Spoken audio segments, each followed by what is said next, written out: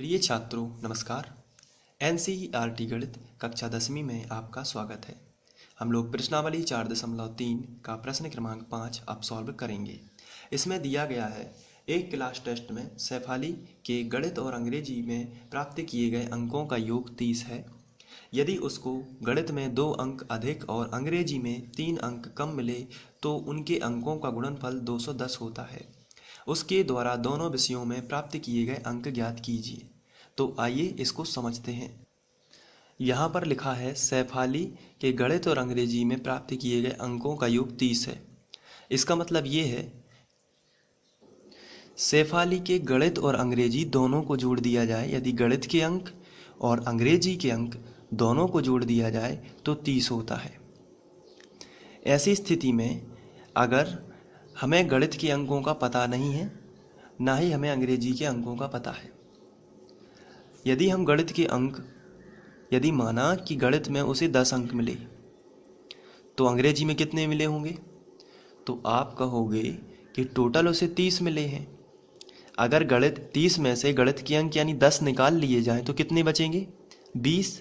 तो आपको यदि गणित के अंक पता हैं तो अंग्रेजी के अंक आप पता कर सकते हो। कैसे पता करोगे? उसका आंसर है कि आप 30 में से गणित के अंकों को घटाओगे तो कितना आ जाता है? अंग्रेजी का अंक आ जाता है। जैसे गणित का यदि माना कि सैफाली को गणित में 10 अंक मिले तो अंग्रेजी में कितने मिलेंगे? 30 में से 10 आप घटाओगे। यहाँ पर 30 में से 10 आप घटाओगे तो कितने मिले? 20 मिले। यदि माना कि सैफाली को गणित में 20 अंक मिले तो अंग्रेजी में कितने मिले होंगे? तो आप कहोगे कि टोटल तो कितना है? 30 है। उसे गणित में 20 मिल चुके हैं यानी 30 में से 20 तो निकल चुके हैं, तो फिर कितने मिले होंगे? अंग्रेजी में 10 अंक। तो आपने क्या किया? इस बार 30 में से 20 को घटाया तो कितने मिले? 10। लेकिन ये तो हम समझ रहे हैं। अभी कंडीशन ये है कि हमें पता नहीं है कि गणित में कितने अंक मिले। तो हम मान लेते हैं, माना सैफाली को गणित में x अंक मिले तो अंग्रेजी में कितने मिलेंगे?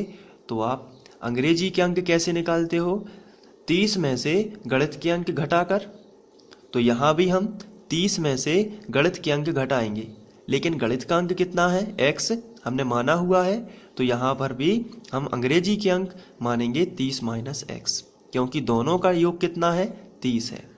तो हम लिखेंगे माना गणित के अंक x हैं तो अंग्रेजी में प्राप्त किए गए अंक कितने होंगे? 30 माइनस x, क्योंकि दोनों का योग कितना है? 30 है। आइए करते हैं। तो हम मानेंगे सैफाली के गणित के अंक x मान लेते हैं तो अंग्रेजी के अंक कितने होंगे? 30 माइनस x। आइए अब प्रश्न पढ़ते हैं। तो प्रश्न में लिखा है एक क्लास टेस्ट में सैफाली के गणित और अंग्रेजी में प्राप्त किए गए अंकों का योग 30 है। ठीक है, ये हमने कर लिया है। यदि उसको गणित में 2 अंक अधिक मिले तो अभी उसको गणित में कितने अंक हैं? तो आंसर है x है। और यदि उसको 2 अधिक मिल जाएंगे, यदि उसको 2 अधिक मिल जाएंगे, अभी गणित में कितने अंक हैं? x है। यदि उसको 2 अधिक मिले यानी कितना हो जाएगा? x plus 2। तो क्वेश्चन में लिखा है यदि उसको गणित में 2 अंक अधिक और अंग्रेजी में 3 अंक कम मिले, अंग्रेजी के कितने अंक हैं? तो आंसर है अंग्रेजी के अंक हैं 30 माइनस x। लेकिन उसमें 30 माइनस x में यानी कि अंग्रेजी के अंक में, क्वेश्चन कह रहा है अंग्रेजी के अंक में, अंग्रेजी में 3 अंक जो हैं कम मिले। 3 अंक कैसे मिले? कम मिले। तो अंग्रेजी के अंक कितने हैं? 30 माइनस x। उसमें हम क्या करेंगे? 3 कम करेंगे। गणित में उसे 2 अंक अधिक मिले, गणित के अंक कितने थे? x। क्वेश्चन कह रहा है गणित में गणित के अंक से उसे 2 अधिक मिले और अंग्रेजी के अंक में उसे 3 कम मिले, तो अंकों का गुणनफल 210 होता। अंकों का गुणनफल यानी इसका गुणा और इसका गुणा दोनों कितना होता? 210 होता। तो ये इस तरीके से आपको करना है, x प्लस 2 और 30x माइनस x माइनस 3 बराबर 210। यहाँ से आपको एक समीकरण मिलेगा जिसको आप वर्ग समीकरण या द्विघात सूत्र का यूज करके हल कर सकते हैं गुणनखंड विधि या श्रीधराचार्य सूत्र से। तो इसको इस तरीके से सॉर्ट आउट करना है। तो शेफाली के गणित के अंक x हैं और अंग्रेजी के अंक 30 माइनस x हैं। क्वेश्चन में लिखा है यदि उसको गणित में 2 अंक अधिक मिले, तो हम लिखेंगे प्रश्नानुसार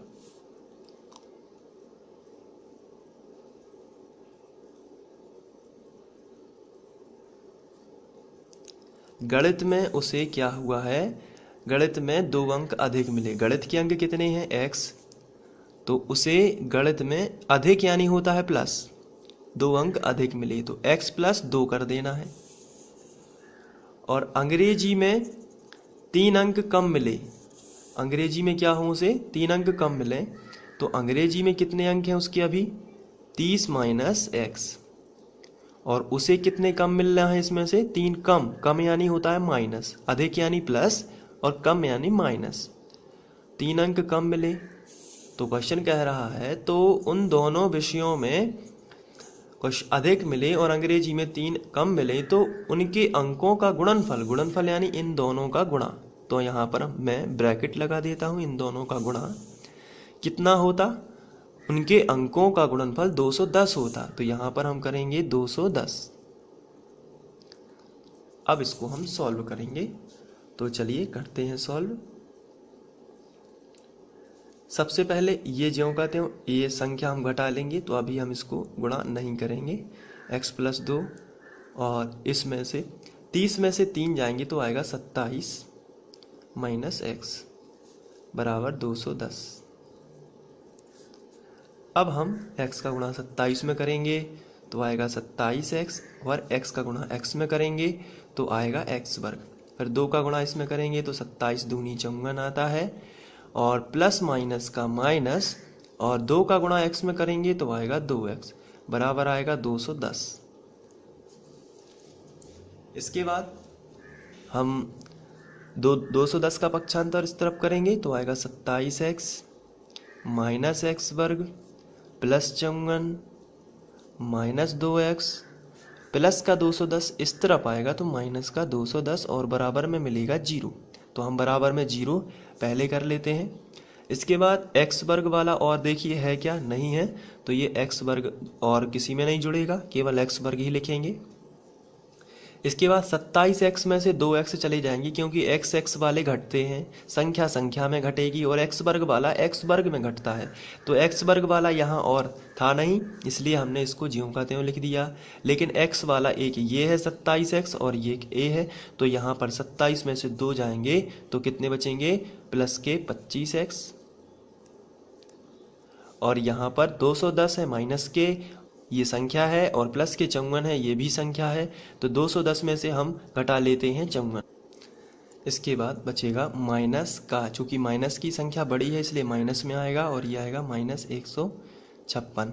आप घटाएंगे इसमें तो आएगा माइनस 156 बराबर 0।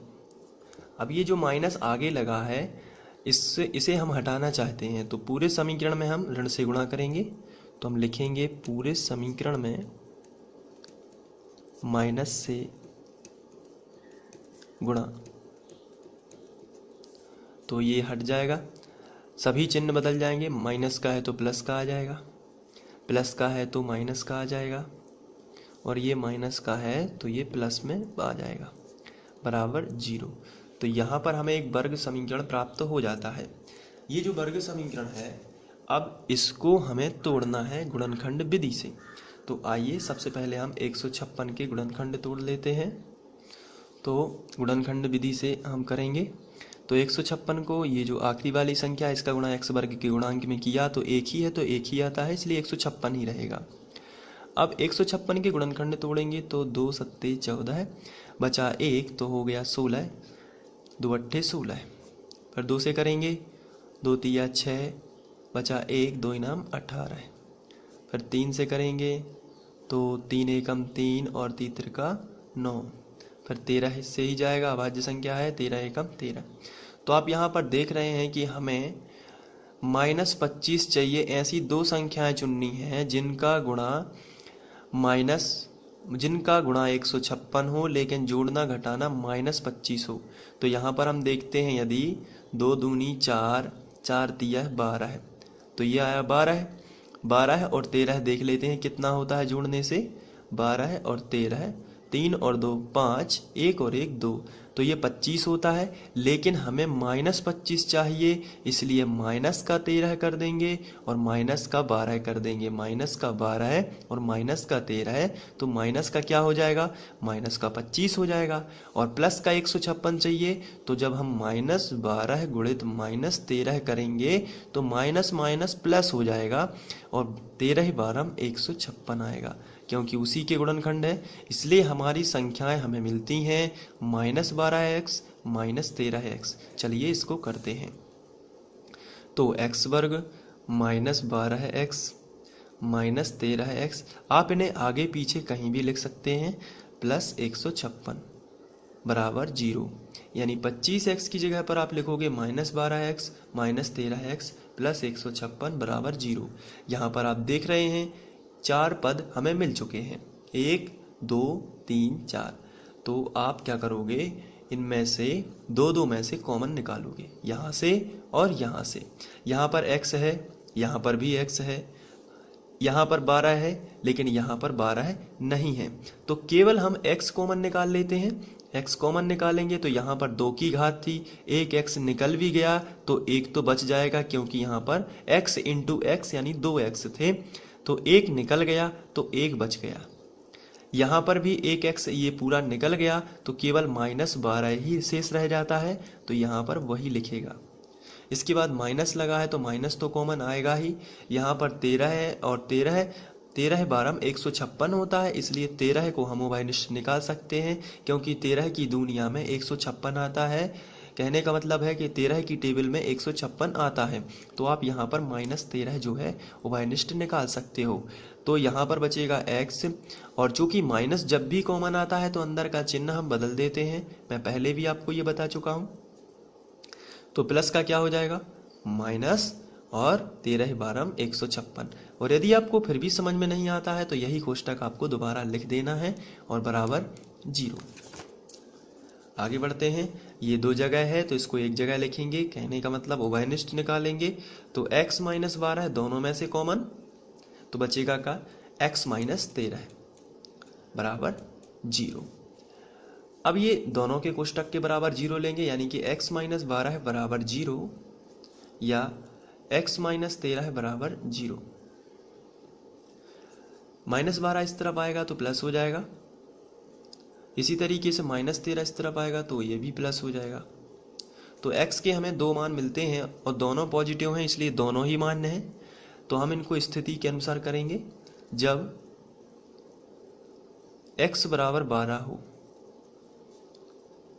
तो शेफाली के अंक हमने कितने माने थे, शेफाली के गणित के अंक हमने कितने माने थे, x, और x का मान कितना है, अभी यहाँ पर 12 है। तो हम लिखेंगे जब x बराबर 12 हो तो शेफाली के अंक, तो शेफाली के गणित के अंक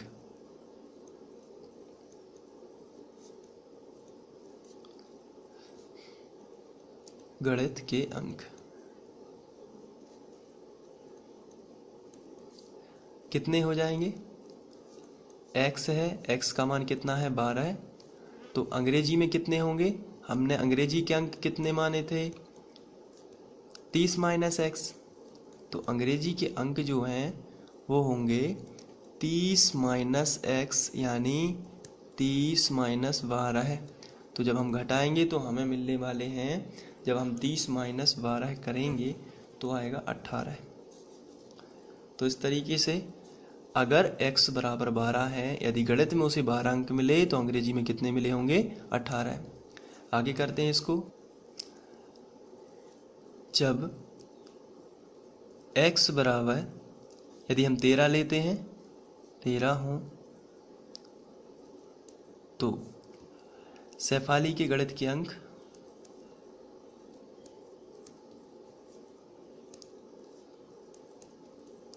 गणित के अंक 13 हो जाएंगे। तो अंग्रेजी के कितने होंगे, अंग्रेजी के अंक 30 - x यानी 30 - x यानी 30 - 13 है, और 30 में से जब हम 13 घटाएंगे तो आएगा 17। तो इस तरीके से यदि शैफाली को गणित में 13 अंक मिलेंगे तो अंग्रेजी में 17 अंक मिलेंगे। तो इस तरीके से आप इसको नोट कर सकते हैं। मैं आपको स्क्रीनशॉट दे देता हूँ। यहाँ पर आप यहाँ से स्टार्ट करेंगे। ये पहला शॉट, ये दूसरा शॉट, ये तीसरा,